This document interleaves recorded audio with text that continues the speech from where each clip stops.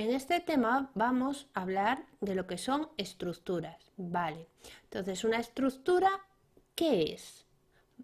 Bueno, pues es un conjunto de elementos unidos entre sí cuya finalidad es soportar fuerzas sin que esa estructura se rompa, ¿de acuerdo? O se deforme en exceso. Bueno, pues tiene la finalidad de aguantar fuerzas. Entonces las estructuras se clasifican en naturales y artificiales, así a grandes rasgos. Podemos decir que una estructura natural es el caparazón de una tortuga, el esqueleto de un mamífero o, por ejemplo, una cueva. Y una estructura artificial bien podría ser, por ejemplo, un edificio, un rascacielos, un coche, la carcasa de un ordenador, etcétera. Bueno, pues todas esas estructuras están sometidas a fuerzas, ya bien sea su peso, ya bien sea un golpe, la acción del viento, etcétera. Esos son fuerzas.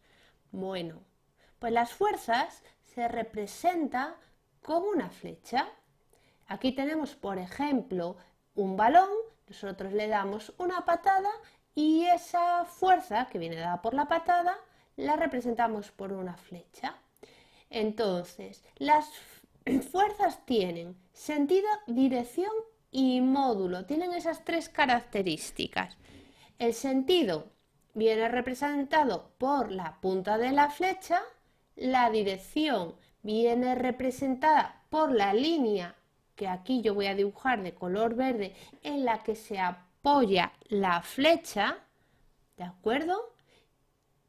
Y el módulo viene representado por un valor numérico, ¿vale? Por un valor numérico que, por ejemplo, puede ser de 5, ¿vale? La unidad, pues podría ser 5 newtons, ¿de acuerdo? Y así tenemos ya definida perfectamente lo que es una fuerza o carga, ¿vale? Que siempre la vamos a representar con una flecha. Si la fuerza es mayor, la flecha es más grande. Si la fuerza es más débil, la flecha será más corta.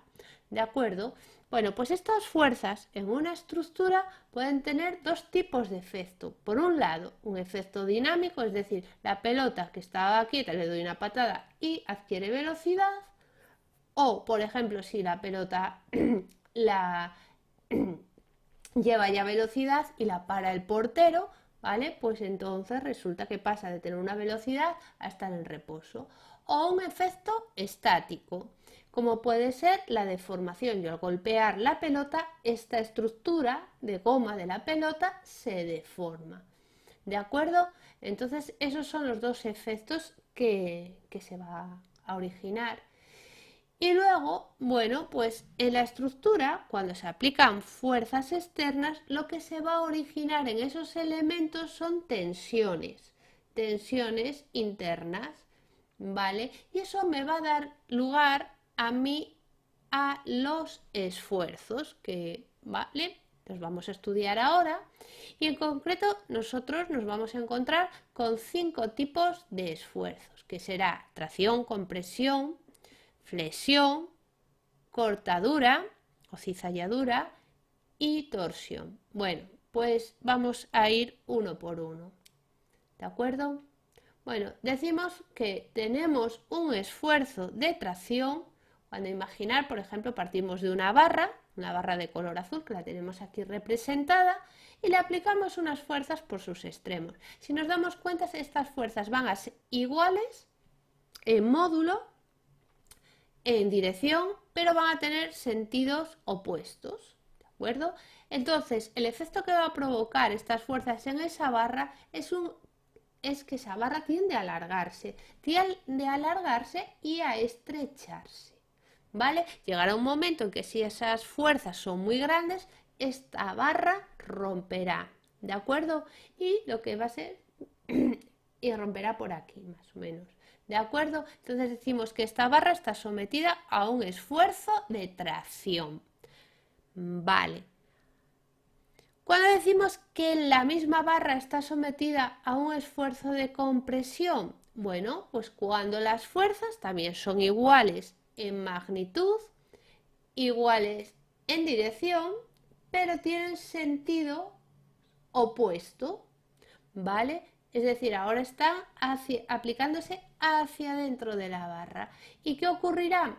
Bueno, pues que esta barra tenderá a cortarse y aumentar su sección, ¿de acuerdo?